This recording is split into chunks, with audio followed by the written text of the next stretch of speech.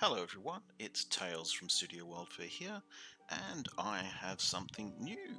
I'm going to be testing some new little art assets that I made for the second volume in the Isometric Map Tiles product that I'm working on.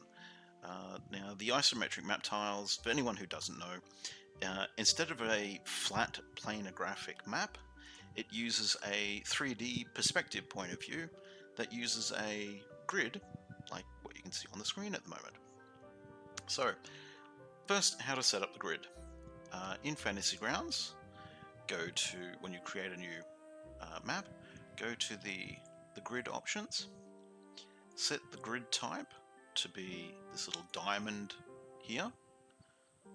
Now set the width to be 710 and the height to be 354, and that will give us the grid that I've set up here. And that's the grid dimensions that I use for my isometric map tiles. Now, at the moment you won't find these map tiles online because I'm still in the process of creating them. This little video is a raw test of the first trial set that I've made for volume 2. So let's have a bit of a look. So like all the other art assets, it's over here in the assets panel, so I'd go into images and find the folder that they're in. So at the moment I've only got floor tiles because something that's new in this set is that this set is going to be including, whoops, let me just set that back, is going to be including or has a ground or a dirt texture. Let me just turn off the lighting. There we go. So as you can see, it's got a dirt layer. Now, with the previous isometric map tiles that I've made, if I just go and find them, oops, back home, images, isometric volume 1, let's go to the stone floor. Here we go. So let's just drag out a piece of stone floor. So this is the stone floor from the original volume 1 set. Now, as you can see with the volume 2 tile, we've got an entirely new texture, which is going to be a dirt layer. Now I'm just wondering, with creating this, whether I should set the dirt layer a little bit lower than the height of the bricks. That's something I'm experimenting with at the moment, but at the moment this is just a test to see how everything sort of matches up, how everything sort of slots together. So let's go back to volume 2. At the moment, volume 2 quite literally only has this small bunch of floor tiles, because as I said, I'm quite literally just testing it out at the moment. So let's get rid of that one, and let's put down, oops, seems to doesn't like keeping the grid. I wonder why that is. And reverting that. Oops. Okay, so let's, oops, go back to the layers. Let's move this guy into position. So let's put, make this a bit of a square room with a bit of circular in the middle. So that will be the top of our room. So as always, build your maps coming down the screen. That way everything overlays quite nicely. So let's have a look here. Let's put in a curvy bit. We have curvy bits now. Let me just find the one that I'm looking for. Is that it? That's not it. That's sort of what I want, but round the wrong way. This is the piece I want. There we go. So that one, that will be, has to go there last. We want these ones here first. And this one. as you can see, you have to get the positioning or the layer ordering right so that they overlap nicely. So let's put,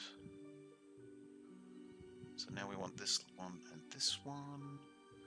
Let's go for this brick and this brick. That looks pretty cool. And now we're doing the next layer down. So we'll have, say, this one here, and here, and here, and then this one here. And then, now this is the tricky bit, where we've got our first set of dirt tiles. So I'm going to put it in the center. So I want to see how it it looks with these tiles all the way around it. Everything seems to be lining up quite nicely. Looks alright. Now, we want to go and have this one over here. This one there. And then this. Now we're going to want to have a turn there, so I think it's that one. Yep, that's the one we want there. And then we want it to turn on the other side. That's the one we want there. So we've got like a little tiles that have a curved piece here and here. So that's that row. And then we'll want to do the next row. There. And there. And then we use these ones to come in here.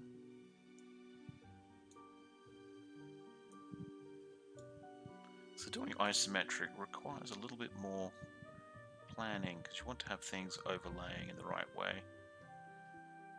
Then we want to turn here.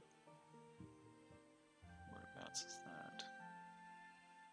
Is it that one? I think it's that one. Yep, that's the right one. So that looks pretty cool. Everything's sort of overlaying quite nicely. And we have these go here and here. And we want another one here. This is where it comes back in if we're a square room. Just zoom out a bit more. And then we do the next line. So I'll use these ones.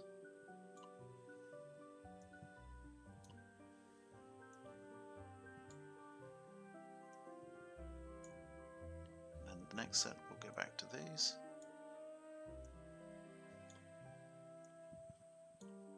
And just these two. And then just one more. Let's just make it another broken tiles with some dirt. Oh, I've already used that one, so let's go to this one. And boom. There we go. Looks like it all belongs together. The dirt's matching up nicely to the edges of the tiles. This dirt's doing the same thing with these tiles overlapping it.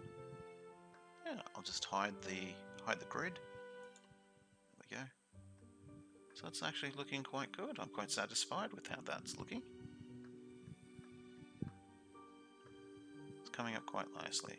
So this is just the floor tiles, or the small set of floor tiles I've made so far, with the new little dirt pieces in it. As you can see, the dirt and grass. I plan to add a lot more sort of dirt and grass pieces. Yeah, it's looking quite nice. So I'll post more videos as I test more pieces in the future. Please keep an eye out for more videos in the future. Thank you very much.